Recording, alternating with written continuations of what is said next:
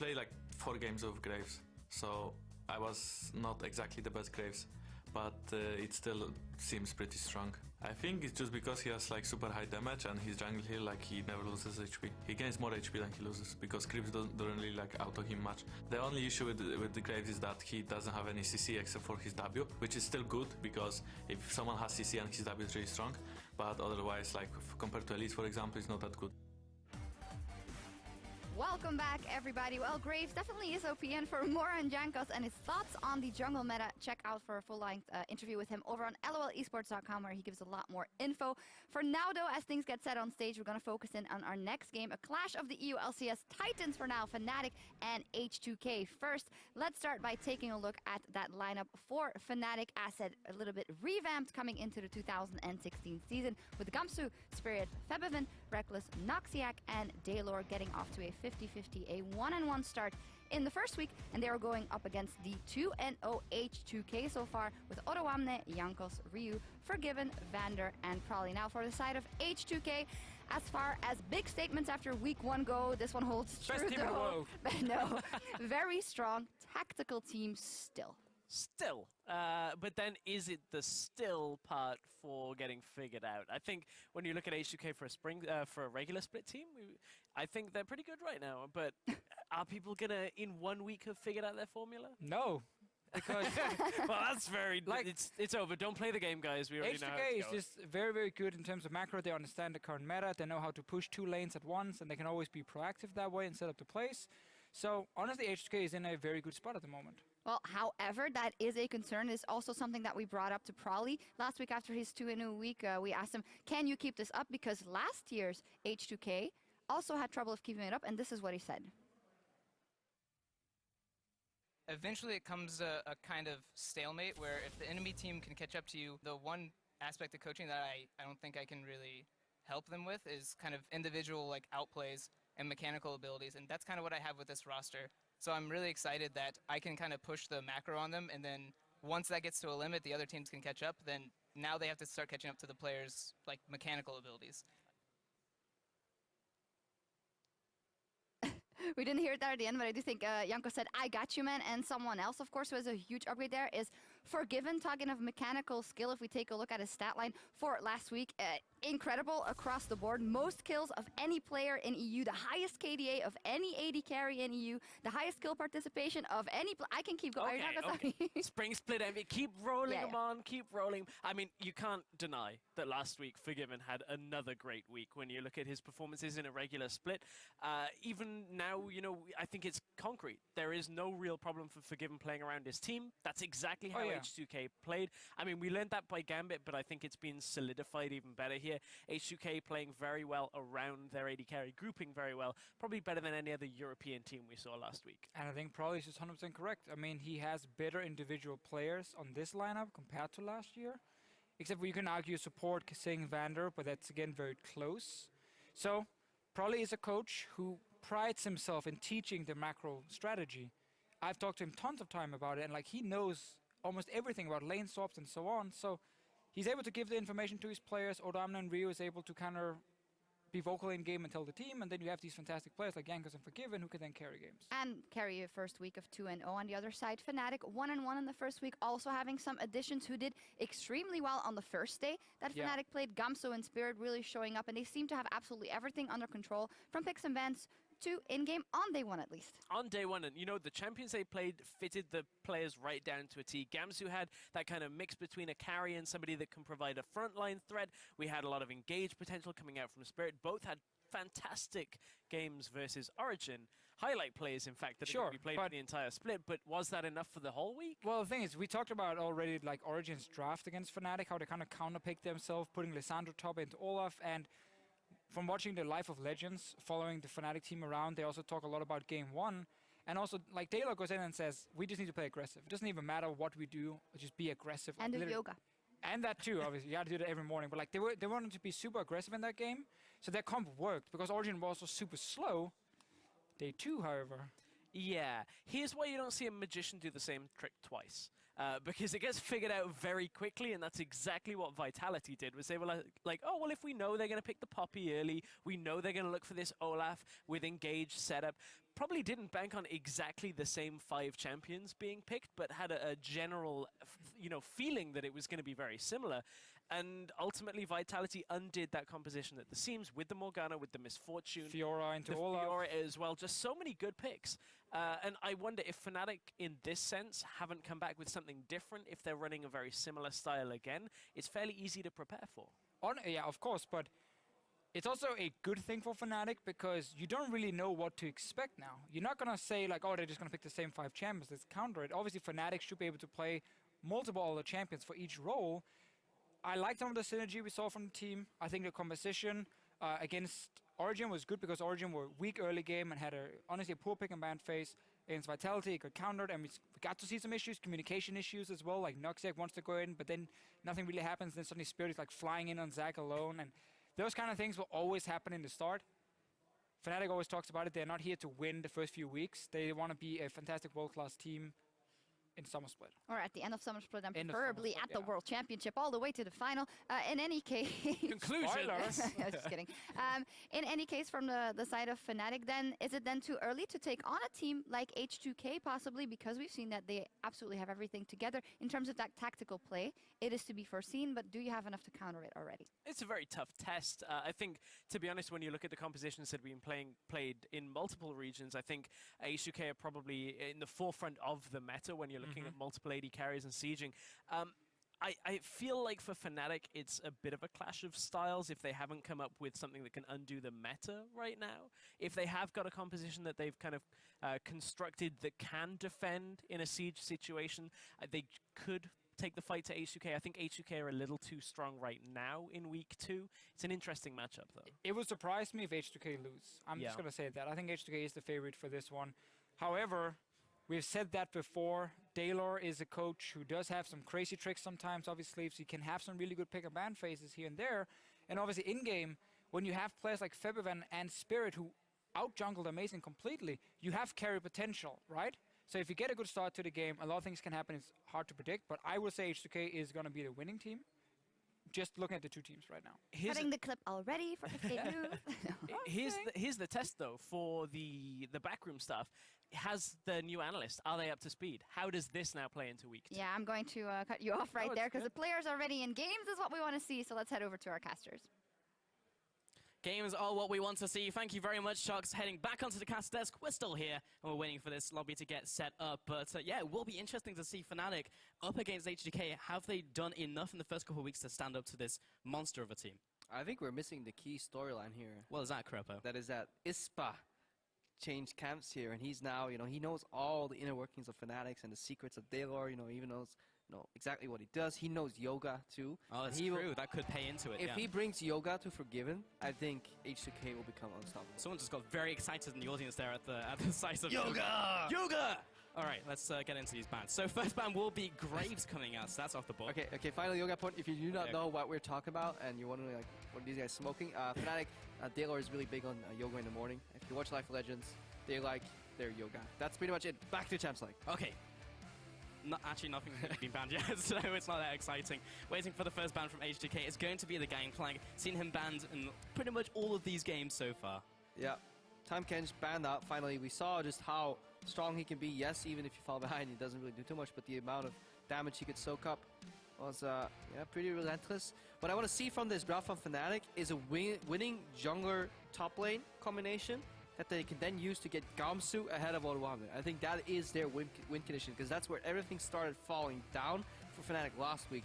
They couldn't get ahead right there, and they just started crumbling. Yes, the bot lane was playing a losing matchup, but losing matchups, you can always lose gracefully, especially people like Reckless and Noxiac should be able to gracefully at least lose their lane, but the biggest thing is you need to keep your top lane relevant. And Gamsu was one of those top laners who can make that happen. We saw him go ham in his first game as Olaf, so very possible he can make that happen in the top lane if he has the right setup. Poppy was the next ban coming in from H2K, has seen a pretty good support play here in Europe and in other regions, seen it in jungle, even top lane, so very strong pick, going to be taken away here. Yeah, it just changes a lot of the context in a lot of compositions, so that's why teams that are confident in their own ability may actually not put too much time into playing champions like Poppy, consider it maybe even cheesy, and just straight up ban it out and play more meta overall. And the Shen was the final ban out from Fnatic, so taking away that strong flex pick. Seeing it in the top lane, sitting in the bottom lane as that split push in. Olaf as the final ban. A lot of respect coming in from H2K, taking that away from Gamsu. Also a flex to Spirit can play it. But yeah, taking that away from Gamsu. Yeah, if you look at the ban percentages, Graves right now is sitting on 20%. You know, that's more because it's a week 2 pick coming out. It's probably likely been spammed by every team in scrims.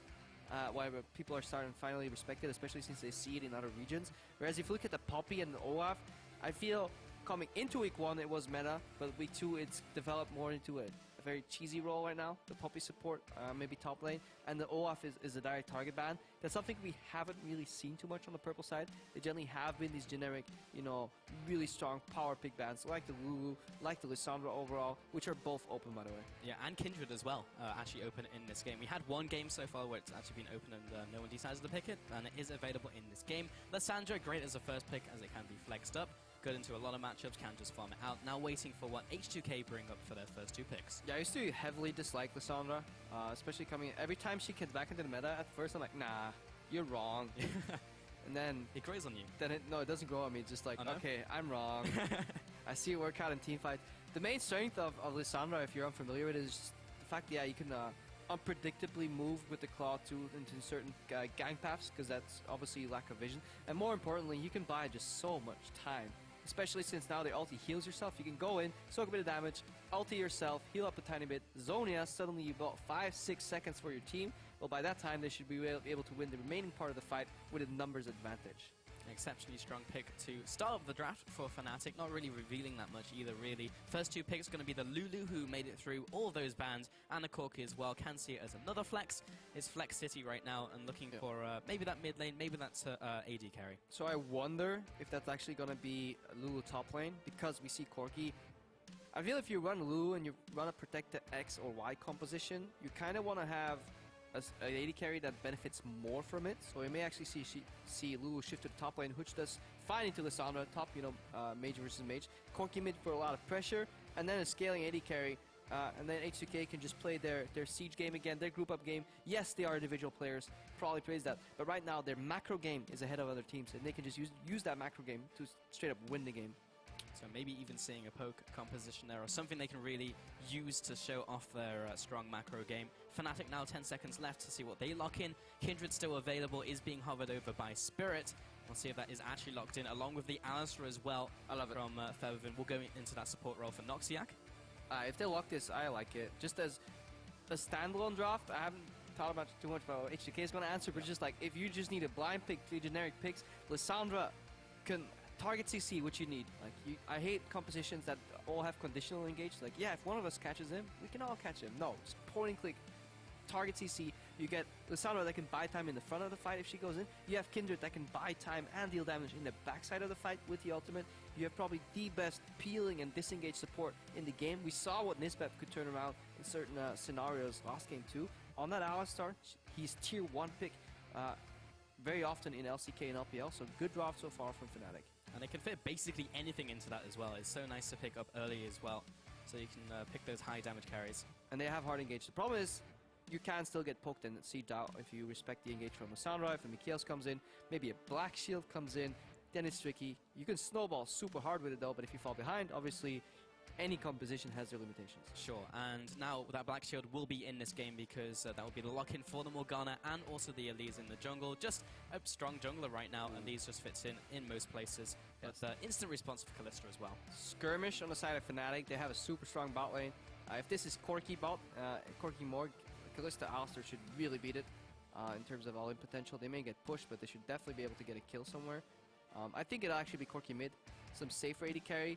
Forgiven doesn't play, or doesn't strike me as an Ezreal player, but that could be like a blue Ez right here, could be good for late game. So hard to get to, especially Morgana Black Shield into Mikhails Crucible. But H2K, they're setting up for Siege. I mean, just this lineup alone, any of these champions, just grouping of 4 of them, can destroy and siege towers. They can pick another AD carry, they can pick a stronger mid laner that can split. They can have like a LeBlanc for pressure. But we're waiting on the final pick for Fnatic to see where that Lissandra is going to go, and that's going to decide what H2K picks later. So Lissandra actually goes mid right here. That may actually shift the Lulu to the mid lane, and get maybe a stronger top lane pick that can split. Yeah, the Gnar going up there, and it's actually very likely we could see the Corki go onto Forgiven here. We saw that last week, and he had such a strong performance. Still unkilled, by the way, in the spring split. The only player in the LCS to be unkilled. I feel like Corki mid should actually do fine into Lissandra. Doesn't sound like that matchup is too brutal for the Corki. You get like a blue Ez and still make the Lulu top. You could also just put the Lulu mid. Just a lot of options. H2K, it's the power of flex picks, you know. Yeah. They have like so many options they could go for here. Just the very last pick, and it could be in so many different positions as well. There is Morgana solo lane too. Yes, technically, if you really want to talk all flex picks, and then by very far proxy there's Elite support, but I don't. that's not actually. I haven't real seen that flex. for a very long time. Yeah. So Fiora is one of the picks I was thinking about as a strong splitter. Just put the Corki on AD carry. Yeah, you may have a rough lane sometimes, but you can just AFK push. They're smart enough to escape the ganks, and then Fiora late game 4-1 pressure. She does. If she gets slightly ahead of Gamsu, just destroy him. And that all swaps up all of the picks over for H2K, so now we see exactly what they're running. Fiora in the top lane with the Lulu in the mid lane, then Forgiven going back onto the Corki, and then the Morgana for support. Forgiven, we didn't see that many big proactive plays with the package last week, but did he really need to? No, he did make some plays though, because Yes, H2K's was so macro focused. Obviously, there's no real big highlight reel. Problem is the game was like over macro-wise by the time he made 2 plays, but he did make 2 significant plays with that package, and that was actually impressive. That's fair. Which is why I like him bringing it to the table. It adds another layer, another bit of flavor to that composition. We'll get into the styles maybe in the early stages of the game, but definitely significantly different drafts here for both teams. Yeah, also want to see how well that Kindred does in this game. However, with the lineups locked in, it is time for these European powerhouses to leave it all on the Rift. Their roster looks really strong. I would compare it a bit with our team. We all have carry players. H2K, go 2-0! I'm not scared of anything. Vitality, bounce back to beat Fnatic! Playing against Reinover, I think it was kind of harder. Because Spirit, it depends who he plays. 레이너버 선수나 아니면 깜수 형이 깜수 선수가 훈이 선수보다 더 못할 거라는 생각은 안 하고요. 저희가 훨씬 더 나을 거라는 좀 확신을 해요. I'm confident in myself, but I don't know what could he pull off. And we are on to the Rift, ladies and gentlemen. Fnatic getting in here along with H2K. One of the hypest matchups this week, honestly, here, Crapo. And I'm excited to watch it happen. I'm just excited for the music in that feature. Whenever I trash talk from now on, I just want that music playing behind me. Metal vibes, like, it adds weight to the words. It does, yeah. But yeah, let's see if these guys start fighting. I was going to talk about both these compositions, really, what their strengths are. But looks like we're seeing a bit of an invade, and that's your turf. It is. And Fnatic are coming in here. We may even see the level 1 fight erupt, or maybe not, as Noxiac gets instantly CC'd up, and he'll have to back away with his team. What goes down, just to get a little bit of information, but that's all that Fnatic are going to get from the first minute of the game. Yeah, you see how much H2K respect Fnatic? It's like, Alistar face checking. We could wait for him, but you know what? Let's not. Let's not get 4-man pulverized overall. So Fnatic say, well, you're left side, we move to the right side. And Fnatic instantly go into the bottom side of the jungle as well and trying to get even more information. And with everyone paying more respect to Fnatic, decide to back away. Vander just throws out another binding just in case Noxiac doesn't go back. And with the timers, he may actually stick around as well. Will that really matter? He'll have regened most of that before getting to lane. Yeah, definitely. As long as they don't accidentally press F, paying their respects. Maybe. Unlucky clash. Back to the days of press D to dance in all chat. Oh yeah, I'm sure some of you fell for that. Actually, before we get into, I actually logged out when Halo. Some guy told me a cheat code. I was like, okay, up, you know, A, B. Turns out that sequence, if you quick it fast enough, logs you out of the game. You just literally quit, but you didn't see it. Anyways, Keystones. Spirit double jungle here with Gamsu because we have a lane swap that came to be. Odoamne will have a rough time. He'll get zoned from the CS here, picks up a little bit, but definitely seems that Fnatic ahead of the play right here. Shutting down Odoamne early. Yes, Gamsu pays the price, but he's already double jungling. So definitely good start for Fnatic. Yeah, the tempo was definitely on the side of Fnatic to start with this one up. And we were talking about it in Champion Select as well. If Gamsu can get ahead and be able to duel Odoamne, that will be a big boon for Fnatic as we get into the mid and late game. And Gamsu being slightly further ahead will help that happen. So if we're looking at what these compositions are strong at, Fnatic really want to skirmish. They have a split push component with Gamsu. They can later have a decent like mid-game team fight competition too. especially if Gnar goes more tanky build instead of Black Cleaver. Likely he will still go Black Cleaver to deal with Fiora though. But yeah, Fnatic, Skirmish, and a mid-game power spike for teamfights. I mean, they have two abilities that can buy them a lot of time. They have a lot of good base damages across the board. One of the strongest supports. Whereas H2K, by all means, they want to avoid a fight or force it when people are poked out already. They never want to do a 5v5. Both teams go at it on full HP. That's generally not what they want to do. They want to split push with Odoamne. He plays no part, no role in that siege environment, so you want him to take away the Gnar, keep Gamsu busy, and then in the 4v4, H2K want to ward the flanks and siege up and group on towers. But still, there's a lot of good tools on Fnatic, as you were talking about in Champion Select, to stall out the fight with Lissandra jumping in, be able to protect the backline with Spirit as well. So even when H2K get into those team fights, it may be a little difficult for them depending on how this early game goes for their carries. Yeah, definitely hard for their carries. So positioning will be, fundamental for them right now. We see the tower going down early here on both sides. Gamsu's going to bounce that wave and to see if Fnatic goes for the double mirror or if they just want Gamsu freezing and having the safety of the tower behind them. So Gamsu actually going to take a bit of punishment from that tower, and actually the tower's still up because there wasn't enough minions there. That's horrible. So yeah, Noxag has to go back in and help him with this wave now. That's a big mistake. You're giving so much experience. Just keep your eyes on the experience that Noxag has compared to how much Gamsu could have had. More importantly, when Fnatic was ahead of the play, they're now behind the play. This is a big mistake. Gamsu only now getting this turret, now the minion wave is there and I'll be pushing towards him. Forgiven is there along with Vander and Jankos to support the play, and Gamsu now has to go back and also walk back to his tower if he wants to recall, because the fact that Forgiven's already there. Yeah, and Odoamne just levels up to level 3 here. So imagine if Gamsu did that play properly. Not only could he have base, decided what he wanted to do, freeze the lane maybe, but he would have been ahead of experience of Odo as well. Actually, nice Sentinel up in there in the early game to make sure that Odoamne has to go away from the bush to start recalling. So nice use of his W there. And Vander in the mid lane, looking to potentially set up a play onto for Bivin. Alright, what you want to do is Hex, so he can't W out, or E out. Gets it right on time, the Cocoon as well. First blood over to Ryu, could not have been played better. Fairven, respect Ryu as a good player. You don't do that. You don't walk into Hex range. You just flash the hell out of there, because you know more people are coming. Disrespect from Fairven pays... Is it what, the iron price? Just the iron he dies. It is the iron price, Greppo, and he paid it. Bottom lane now being pushed in from Reckless, and Noxiac, Forgiven in the top lane, with the help of the rest of his team, should be able to take this down a little faster than the bottom lane. But that first kill going over to Ryu to set the ball rolling in this game. H2K already slightly ahead. Yeah, so 2 plays that cost Fnatic momentum. One, the failed top tower, then the mid lane pick.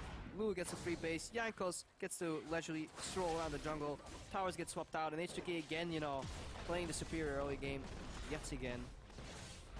Can they transition this into the mid game? That's the next question, but so far from what we've seen from them, probably they can. The lane swap does play into H2K's composition to an extent though, because what H2K want to do is group up on single towers and then siege them, and it's way easier to siege any tower of any variant if the counterparts are dead. So if you want to get a tier 1 tower in mid lane, it's a lot easier to get that if the outers are down, because you can push in your waves deeper and set up rotations, especially if it's even more true for tier 2 towers there. If you want to get any of them, once you break the first one, it's significantly easier to get the other ones. And H2K, what they want to do is group up on towers, and that's also what they did so well last week. Spirit is just trying to get those early stacks up on those camps. He's now on the top Rift Scuttler, which is actually pretty nice for him, as the rest of H2K is now on the bottom side, so should be a fairly easy stack for him to get. And Vander roaming up on this bottom river. You can take a look at when he picks up his early Sightstone as well, around 6 minutes, which is the earliest of any support in the LCS currently, in the EU LCS at least. Vander loves his early Sightstone. He actually rushes it. We've seen there's different approaches. So either you rush Sightstone or you go Boots Ruby, and then there's another decision tree where you can go, where you actually finish the Sightstone, or your name is Mata, and you go Moby Boots and you buy Pink Wards and you insert them very deep in the jungle. Not advised for any players below skill level of Mata. You're better off finishing that Sightstone as soon as you can. Vander has the earliest Sightstone in LCS, and more importantly, because the speed of execution doesn't generally matter for H2K, because they're grouped anyways, and he's protected by his team, so mobility is not an issue. Just getting the vision out is an issue that allows H2K to set up these rotational plays, and that is facilitated by that very early Sightstone from Vander. It all starts with the Sightstone. That's what I've learned here, Crepo. And Forgiven now pushing in this bottom side of the map. You can see those deep wards as well from H2K. Yeah. So far in that bottom jungle. If you click on them, which you can, you Well, guys I can't. You can. But I'm literally clicking on them right now. You can tell that they're all placed by Vander, by that sidestone. So yes, he's slower, but if he can safely get into the enemy jungle, he puts up the perfect ward triangle. Love it. And Forgiven can now safely pressure bottom tier 2. 7 minutes 30 seconds into the game. Not only that, they can put some pink wards behind that. They also know if Fnatic walks into this triangle. Look at that zoom. Love it. And they can see where Fnatic comes to ward. Nobody comes to ward.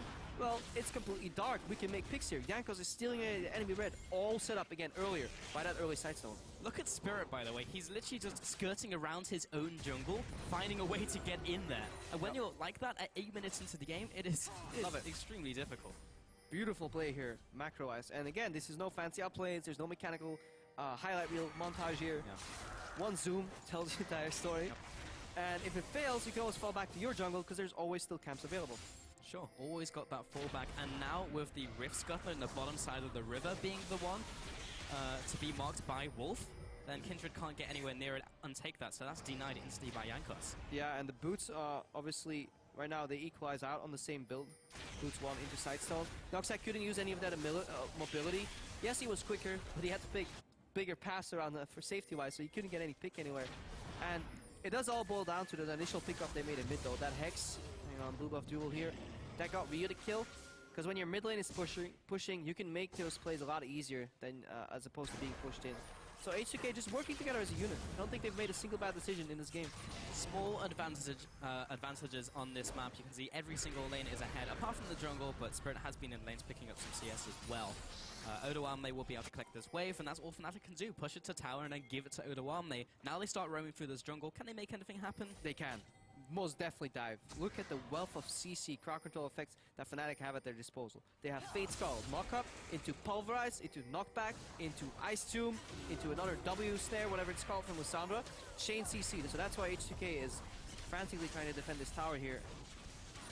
Half of it's gone. No instant wave clear just yet from Lu. Doesn't quite have the AP to be able to do that just yet. In the top lane, though, Forgiven is getting a lot of damage on this top inner turret, once again, as he was doing in bottom lane. Yep. He's just been continuing to make these pushes happen. And the bottom lane tier 2 tower is on 40% HP. The top lane tier 2 tower from Fnatic is on 40% HP, whereas H2K's towers are untouched currently. So that is the style they're playing right now. They're playing split push 80 carry, and that's because of the lane swap again. Fnatic did that lane swap, but it actually makes so that Forgiven's power level is way higher than that of his top lane opponent Gamsu right now, and that usually isn't the case. So H2K using that to advantage to Siege. And it almost started so well for Fnatic, because it almost looked like they had the tempo, they had the first play, but then Gamsu wasn't able to finish up the turret, and that was the first ripple that kind of snowballed out of control. Then the pick in the mid lane, and now H2K are ahead. I love the term ripple, by the way. I'm going to steal that eventually. Heard it a couple times now. But yeah, it's a gold swing waiting to happen, and that's something a lot of teams don't realize. Like, yeah, we were even, but suddenly we fell very far behind. Yeah, it's because Forgiving is building up a deposit in the bank that he'll cash out eventually. Like, he's chipping away at those towers, and then once he gets that, that's when he cashes the check. Yeah, I'm gonna copyright Ripple right here. You heard it first, ladies and gentlemen. Of course, 2016. But and then you're gonna call out other casters for misusing your term. Yeah. Sorry. It's not a difficult one to use, I'll be honest. But yeah, Noxiac and Reckless in this top side with Spirit, so he's able to get something done. Yeah, you see the difference. Like, Odoamne can't bust that tower. No. He can build up a wave that Gamsu can slowly clear, but like, he can't actually achieve the same that Forgiven did. But all it takes is one good rotation to finish that. The deep vision has dropped now too. Wards only last like 2 minutes 30 seconds right now on Sidestone. Fnatic has pressure again, and Fnatic do have the better pick potential, the better team fight, the better skirmish early. So H2K kind of need to set up very, very methodically, very slowly, because one mistake is Fate Skull, Knockup, Ice Tomb. Like, they have so many plays on the side of Fnatic, and it's actually impressive to see that Fnatic has not yet been able to make a single one. The first Rift Herald goes over to Fnatic, so I didn't quite catch who that one over to, but I think it was Spirit. We'll just double check that one. Yep, I think it is. Let me check. Nope, didn't have it. It's currently Spot who it is, and it's Reckless, so he will may be able to do Odoamne in the bot lane now. Gamsu's still there, but maybe he'll just tag out. It's like the downside of one of these like macro-heavy games. start playing Dora. It's the Explorer again. Can you find the Rift Scuttler? Yes! It was Reckless with the Rift Scuttler. Good job! Now we wait. And now we wait, yes. Spirit in the jungle, able to take this one away. You will take a look at this more squishy build he's going as well, which is one of the nice things you can do as Kindred because you have the ultimate to keep you safe. One of the few junglers who can actually go high damage in the early game and not pay the price. Yeah, definitely so. Fnatic looking to set up for maybe a dragon here. They're pushing a bot lane right now, and H2K, because the lanes are so long, kind of still have to respect them though. The dueling potential is on the side of Fnatic, and because Fnatic's mid tower is still alive, H2K can't really penetrate any of the jungle because any claw over from Februm to left or right can create a pick, and because they actually don't have the vision set up already, they can't put new vision. Like, it's really easy to build on existing vision. One deep ward on each side can really open up the snowball vision-wise, but if you have no vision whatsoever, you have to be careful. And so this is the moment where Fnatic is equalizing the game again. You can tell that especially in the gold. In some ways, this is a similar position to where we found ourselves in the last game, and now Vision is once again what's going to open it up for both sides to potentially get a pick, start the ball rolling, start being able to get advantages. Jankos is circling around the top side. We'll see if he can actually get anything down onto Gamsu. He's going to jump over the wall. He actually uses a flash there and isn't even able to follow up with the repel, and Gamsu gets away. Flash for flash in the end of that, though. Yeah, but that's a... Hang on. Our zone. Really good play. Really good play by Fnatic here. Reaction, you know. Failed Yankee in the top lane. Big misplay by Jankos. Really, really big misplay. You can't flash Cocoon. That was... He straight up missed the flash Cocoon. That wasn't a reactionary flash from Gangsu on a Cocoon. It was straight up a whiff. So Gamsu's back in the game right now. Fnatic open up the tier 1 tower in the middle. They can get the deep vision, fall back onto the dragon right now, and we got a game on our hands right now. Yeah, Fnatic with this first dragon. It's not that early into the game, so it will have to be a very long game for 5 dragons to be a thing. But still, getting the first one is very nice for the combat stats. You do have to finish it off, though. That is important. Well, they want to steal the blue buff at the same time, and they want to get back to mid lane in time.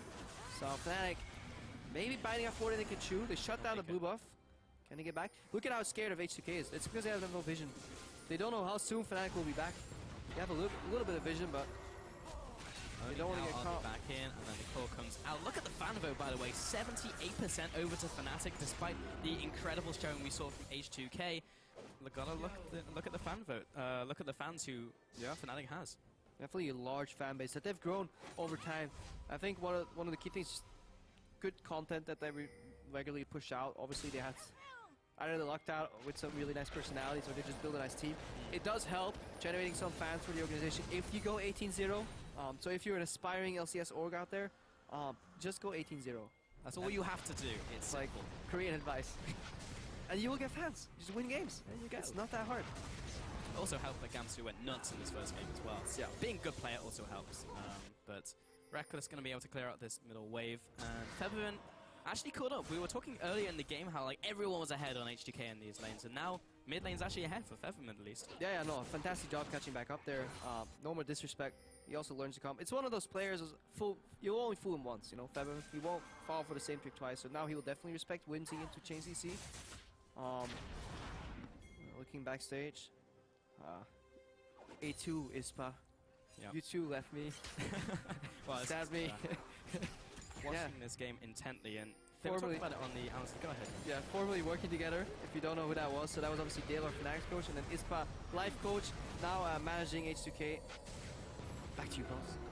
Okay, I was just saying, Dalo looking intently at this game. Analyst Desk was saying whether he has anything up his sleeve, maybe an ace perhaps from his poker days, but so far they have definitely caught up in this game. Almost getting a pick on Noxiak, but he has his ultimate and all of some of the spells, so just poking him out of the jungle so he can't get super deep vision. Yeah. Wasn't able to get what he wanted in the end there. Not to miss Coach Jai here, but it is a worrying trend that that mid lane tower is still alive for Fnatic, especially considering like H2K, they started out swinging, you know, side push into side push. Both tier 2 towers were at 40%, but they haven't really degraded at all. 35% in the top lane, 25% in the bottom lane. But more importantly, that mid lane tower is still alive, and that is the tipping point. Once that one falls, maybe H2K can get more out of it. But Fnatic did a fantastic job not allowing H2K to get more deep vision after that initial vision triangle faded. And right now, they have control kind of the game. They put Featherman in the split push though. That means low wave clear in the mid lane. Both teams just trying to get something more out of these rotations, but they're being matched blow for blow every single time. That is maybe one of the tipping points though. And that's the difference. Whereas it takes Featherman 2 spells to clear the wave, It takes Fnatic like 5-6 seconds to clear the wave. That's enough time for the H2K poke composition to actually whittle them down, that eventually they have to yield that tower. So I think Fnatic will have to make a move, a flank, a teleport with Febiven, because if they keep doing this, mid lane tower will fall, and then the rotation game will start. The package is now live on Forgiven, so we'll see if he uses that in the next couple of minutes. Actually, he's just used it, or it's disappeared. So yeah, disappeared. Ignore that 1 minute match. Package was live. Noxiac threatening the engage. Black Shield preemptively come out. So again, you know, chipping away at the tower, and Febiven is not putting any counter pressure. He based, so Fnatic trying to buy him as much time to put some pressure in the side lanes. Yeah, Vito may have to match him right now, but how far can he push, really? Because he's blind, basically, in the bottom jungle. So he can take away this pink ward, but he can't exactly push all the way in there. Meanwhile, top lane was being pushed in by Odawame, and Gamsu is fairly far back. So they won't be able to pressure the lanes, they'll just be able to receive those waves. yeah, bit of a stalemate here. Obviously, Forgiven can clear waves, so H2K will never have any problems getting siege on because they have the wave clear. The problem is when Fnatic starts to dive. Febiven looking for assassination here too in the bot lane. Ryu pushes the wave.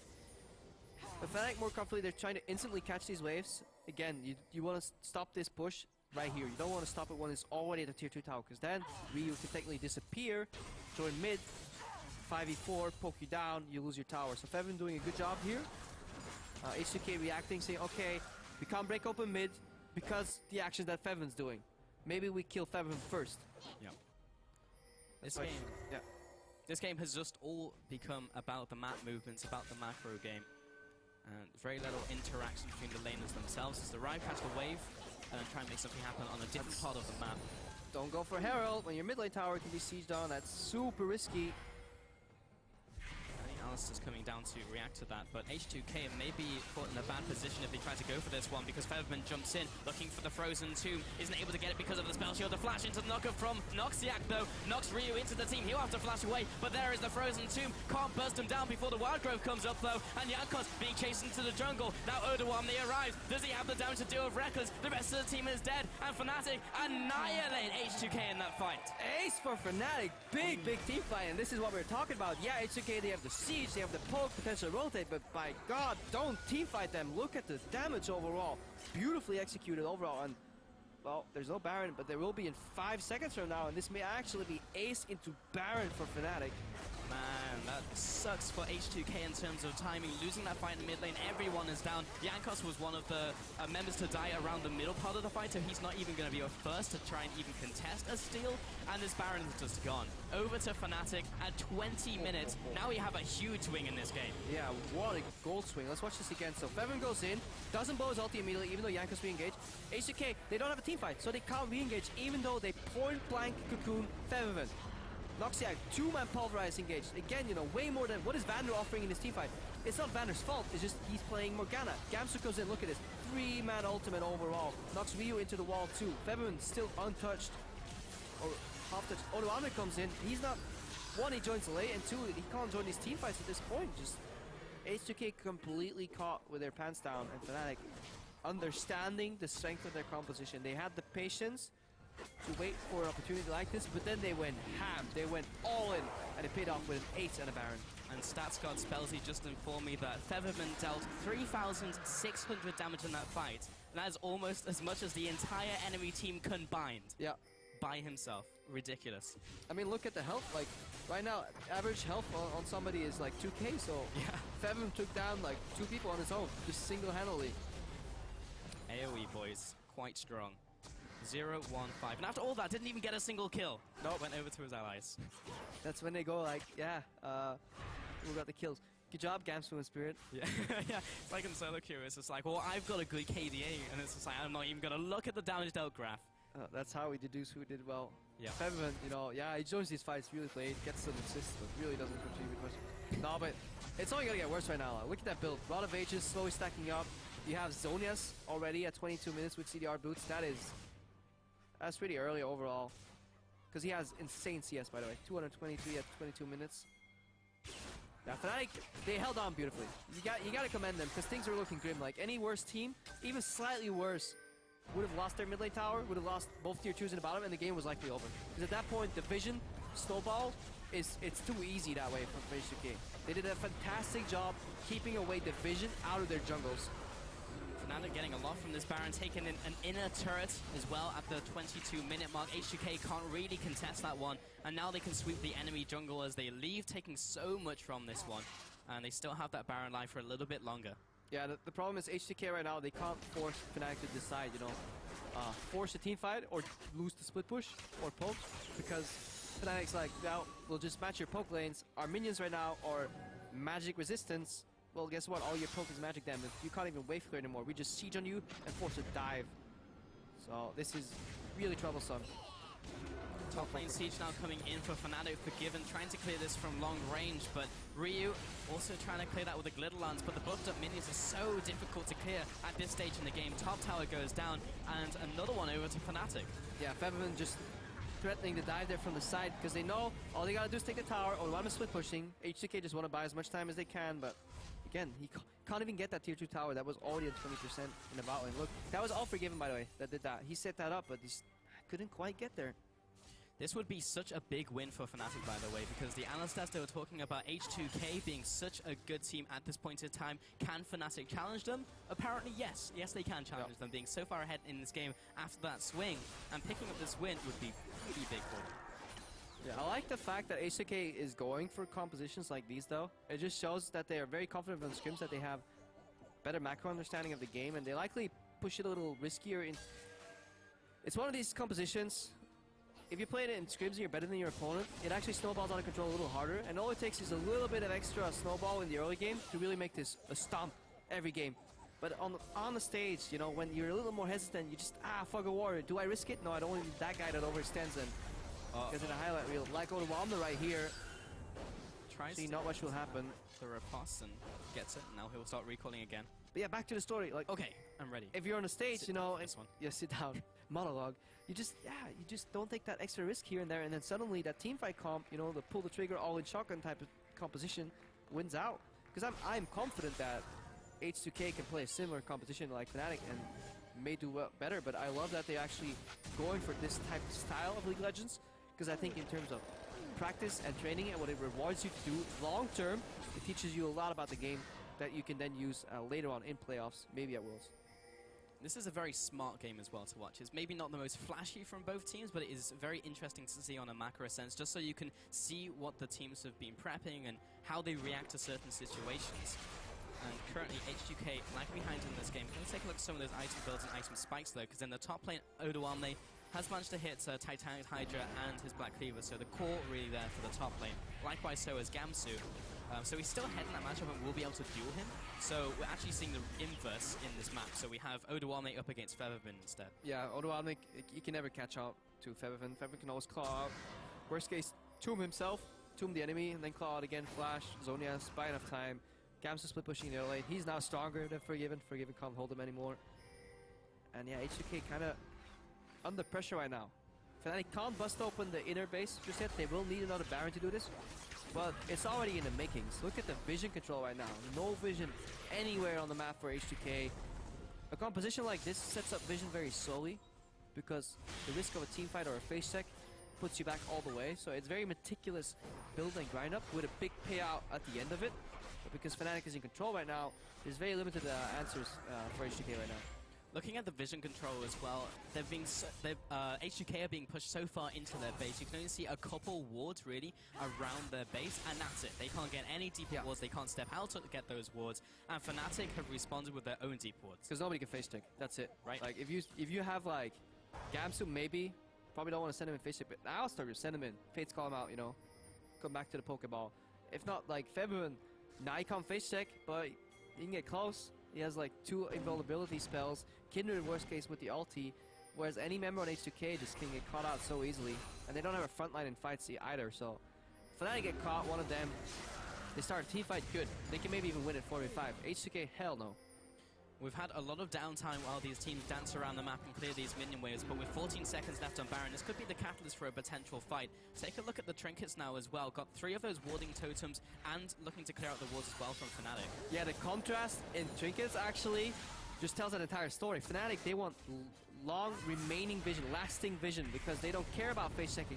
They don't need those panic answers. Whereas H2K, they want to know what's going on without having to poke their head in the bush. So they actually want those really long-range revealing trinkets that they can then use to set some foundation of vision with the side stone, but they only have one side stone. If they have to use some wards or they get swept, it's really hard, so Vander will have to base a lot to get more wards.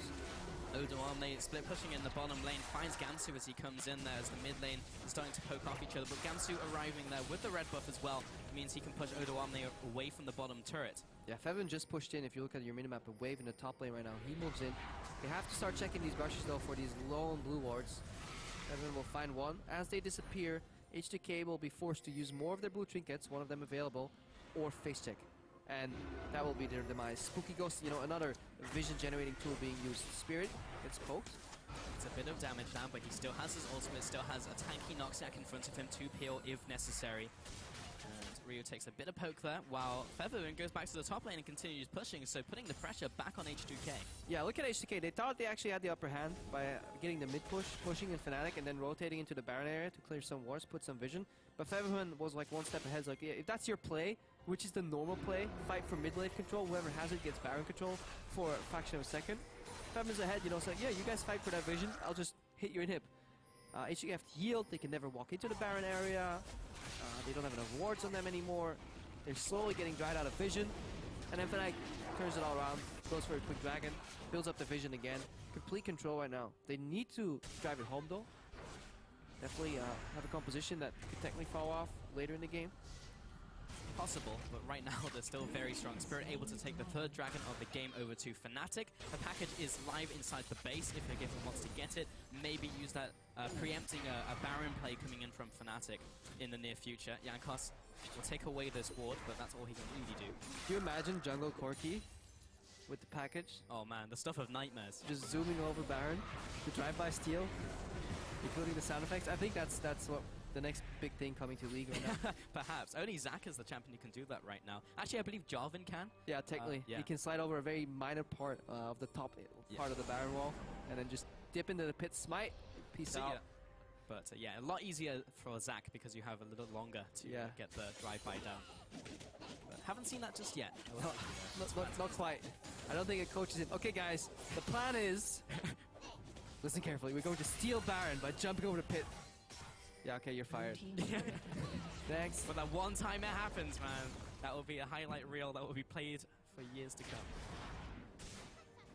All right. Yeah. H2K in the jungle was able to take the bottom turret down. So Odoamne, his efforts over the last half hour, he's now able to take down that inner turret. So at this got point, it eventually. It doesn't matter though. That's the problem with it. It's too late. I mean, it gives you some goal, but it has no big impact in the game. Gamsu can fight him a little farther down the lane.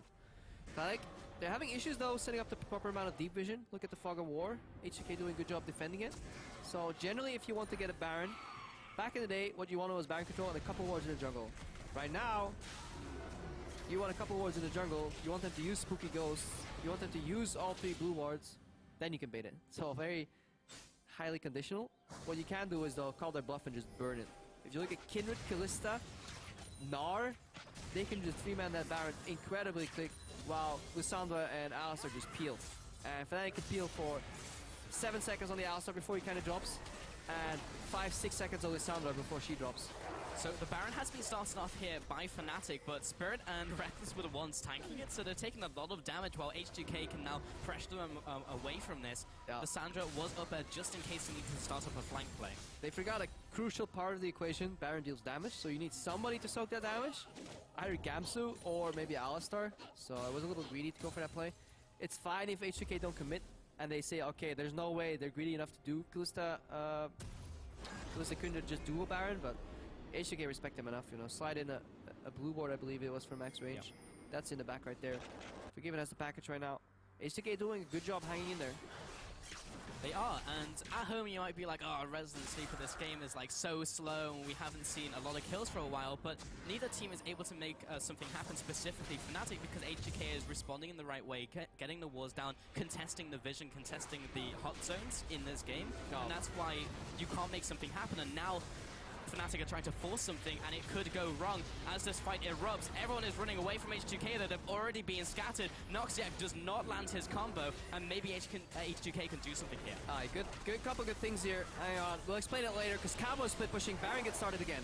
And the Baron should be going down, but H2K are coming in here, and a lot of members from Fnatic are already poked out. Odoame now heading into this fight, using that ward at the back of the pit. The Baron, who is it going to go over to? The Baron goes over to Kalista Ren, over to Fnatic, but now the rest of the team is getting chunked out. Odoame flashes away from the pit, but Reckless goes out, and Spirit not able to save him with the Lamb's Respite. He even has to step out of there, and only Gamsu is remaining. The last kill prior to this fight was at 19 minutes in the game. We're now at 32 minutes, and Fnatic make a crucial mistake overall by recommitting to that Baron without the proper setup.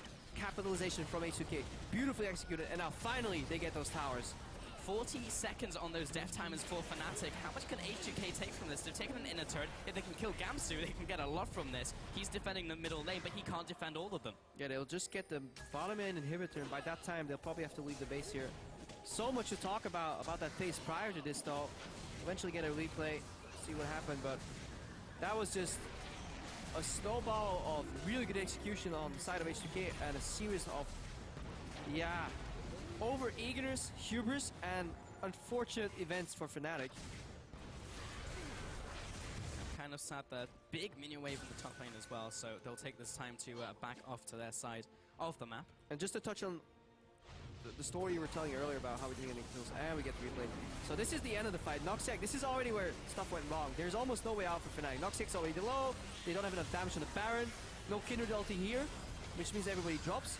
This fight's already over, but it's the setup that leads to this play. And that was actually, if we recall, while we watched this complete slaughter here from H2K, beautifully executed, by the way, was Fnatic doing Baron, they engage, the Cocoon comes out on the Lissandra preemptively from Jankos, which was good. Vander gets a Black Shield, he walks out, so H2K stopped the Baron yet again, but then Fnatic panic, and they TP in with Gamsu. That leaves Odoamne split pushing in the bot lane, and at that point, H2K had the control. Because they can poke Fnatic while they're doing Baron. 4v5 plus Baron damage working against the enemy team essentially is a 5v5. Noxiac is forced into an impossible situation where he has to peel a team. He's just not tanky. Then Odoamne, he can teleport in whenever he wants. He TPs in, finishes the fight. And H2K, they just did a tremendously good job not getting caught a single time in that span from 19 minutes to 32, fighting for vision continuously by using the blue trinkets, by using the Frost Queen's Claim, and by just sliding in enough wards in their jungle. I always like games like these because you can see exactly what went wrong and what went right, because you have so much build-up to the big eruption of events that happens, and then you can take a look at what went wrong. Additionally, silver linings for Fnatic, they did pick up the Baron there, so Gamsu was able to buff the minions, so H2K couldn't take away everything they owned. Had it gone over to H2K, they probably would have lost a lot more, but they did manage to pick up the Baron there. Yeah, they definitely did get the Baron. They don't have the benefits from the buff though, and they lost their inhibitor. So now Fnatic will have to deal with an extra side lane pushing, and that can put the rotational motor back in play here for H2K, because they can push out one lane, push a third lane in the top lane, for example, and siege 4 mid. Maybe that can open it up. That can give them enough control to eventually get a Baron of their own. I don't think any of these teams, barring a major ace team fight, will find an opening unless there's a Baron involved. I think the real casualty of this game is the fact that Forgiven is no longer unkilled. Yeah. He's no longer got an infinite KDA, has that one death in this game. 343 CS though, we had so much farming in this game. There's so much gold going over to both teams to start itemizing. Some of these players almost approaching 6 items as well, mid lane specifically. On the side of Ryu, only has that one Doran's ring left to put another one into. Actually, he actually hasn't finished that 4th item, but take a look at the Baron power play. Yeah, oof. That's the kind of play that happens when you get the Baron, you get aced. So you get 1500 from the Baron, but that's it. You know, Fnatic didn't really get too much off the bat. And what I do like is that trinkets are now free to upgrade, so we no longer have the situation where we have 6 item kind of guys with a tier 1 trinket.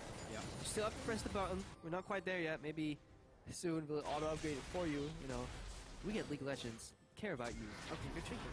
We do, and I'm wondering if Fnatic decides to change some of their trinkets as well with the game state changing. Yeah. Because it's still basically the same from what we saw earlier when they were ahead and their goals were different. The problem is they won't need trinkets to find where H2K is, because H2K will group in front of them and show them where they are. They will reveal themselves. So No flank. Nobody's gonna flank on H2K. They're just gonna come in the front door and be like, yeah, knock knock, who's there? Poke. Move away, step aside, take the turret. H2K right now, they're setting up the vision for the next Baron already. It's gonna take a while, but they want to keep control of the vision as best as they can because they know the base is too closely knit together to really force one on opening there, and they'll get hard engaged on. But they can completely annihilate Fnatic's vision and force them to overextend for it. That's one play they can do. Slowly shifting back over to H2K though. 4,000 gold ahead, Fnatic still remain, but far less than it was before. It almost looked unwinnable for H2K up until that point. Yeah, and you're just losing the potential for Febiven to go in and really annihilate it and carry. So right now, Lissandro doesn't have the one-shot potential anymore. Maybe Unforgiven if he wouldn't have the QSS, but he has it right now. So Forgiving QSS out, Ryu can always Whimsy or ultimate himself right now. So Febiven will have to go in and buy time. So now Fnatic needs to hope that Spirit and Reckless still have enough damage in the backline to kind of 2v5 carry the fights, and that's going to be rough. H2K definitely have more damage in the late game. Really down to the consistent damage from Fnatic now.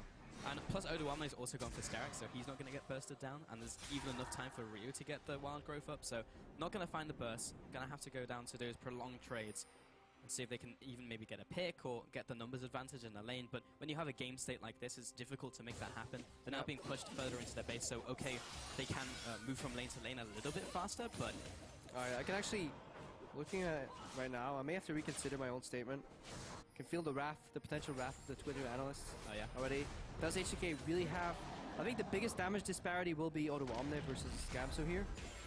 Corki late game isn't the best damage dealer. It's probably equal with Philista in certain scenarios. Ryu versus Febiven, equal. Dankas does less than a Spirit. So actually, yeah, the man to watch for the damage will definitely be what Oduwamne does in these fights, because his sustained damage output is high if he remains uncrowd controlled. Yeah, sitting on 4 items currently. Most of them damage items. Ryu able to take away the Sentinel here. Look at the amount of wards in the top side of the map from both teams, by the way. It's just scattered with red wards. Yeah, no blue trinkets for Fnatic, so they have to face check by the old school way, popping their head into the brush. And have these fancy revealing shenanigans. It is better for Fnatic, as we mentioned earlier, even when they were ahead, because they have the abilities so they can safely, somewhat safely do it. Stasis up? Yeah, they have stasis on Febiven, they have like Unbreakable on Alistar. You see Oduwamne is winning the split, which he's slowly whittling away at that inhibitor, and then whenever he gets chunked, he just lashes on the minions. We see a hard engage reaction from Fnatic. And Noxiac gonna try and make it happen, gets a knock-up onto Ryu and Vanda. Can the team follow up? Those spirits coming in here, but Noxiac taking a bunch of damage even through his ultimate. The binding does not land. Oduwamne in the back lines, gonna start dueling Gamsu. He's by himself, mitigates some of the damage with the riposte, jumps back into his team. Febiven with the re-engage, with the ultimate on himself to get some of that healing down. And Oduwamne is out of mana, he's trying to escape from this fight. Ryu will go down, and Oduwamne is unable to run away. Vanda being chased in, and it's all going wrong for H2K. H2K just threw the game. Oduwamne, if he does not teleport, he can end the game. I'm pretty sure he could have ended the game, because Gamsu, no teleport, he left the lane, and there was a moment in that fight where H2K could choose to not commit, get out of there, because they made a pincer. They could have just disengaged, stalled the backs. I think Oduwamne could have straight up ended the game right there on the Fiora, if not take 2 Nexus Towers. And Fnatic, they may be at risk of ending the game themselves here. 30 seconds on both Fiora and Ryu. Inhibitor goes down, but there's still 2 people able to defend this push. They're doubting. And the minion is coming, the wave is coming in. They don't have the Baron wave though, and Forgiven gets a good ultimate off into the back line of minions. Noxiac goes in with a face call though, able to get the CC up. That's the first Nexus turret going down, and they're focusing this one out. Spirit going into the ultimate, and Forgiven, he can't do anything about it. And Fnatic are actually going to end this game 41 minutes in, and they take the win over H2K.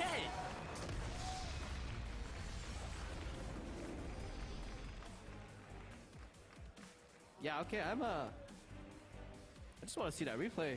Yeah. The hell happened there? Well, good closure though. Okay, at the end, what Fnatic did well, what we can analyze right here. Good teleport on the minion. You saw it, slight hesitation though. That was the difference. Like, can we? Yes, we can. No, we can't. Okay, let's do it. Teleport on the minion. Fate's Call used. Knock up. Kill the wave clear. Watch the death timers. They're now in the bottom right of the screen. You know I have to press tab. And Fnatic, composed. They win that team fight. We saw it again, you know, H2K, the setup for the team fight. Poke, poke, poke, poke. But once everybody's fighting around, that's when Fnatic's composition is supreme. But oh boy, I'm gonna, if I can't see it right now, maybe on the analyst test, but I'm gonna keep watching. I want to see that again. I think Oduwalno could have straight up, I really hope I'm right, because else I'm embarrassing myself, but I think he could have straight up ended that game in the bot lane. Tiny elements that go into winning these fights or losing these fights, but still a win for Fnatic. Very big here. A lot of people were doubting them whether they could pick up this win against H2K, who have looked so good in a macro sense in the first week, and Fnatic eventually take this game. It was down to those very few team fights, and it was all down to that. It was a very clean game, actually, from both teams. But that was textbook poke siege though from H2K. Very commendable performance. Like how they opened up the map and then started using Forgiven in the side lanes to get those towers down. If they found a way, and there must be a way, if you look at the VODs, to get some more vision in the jungle next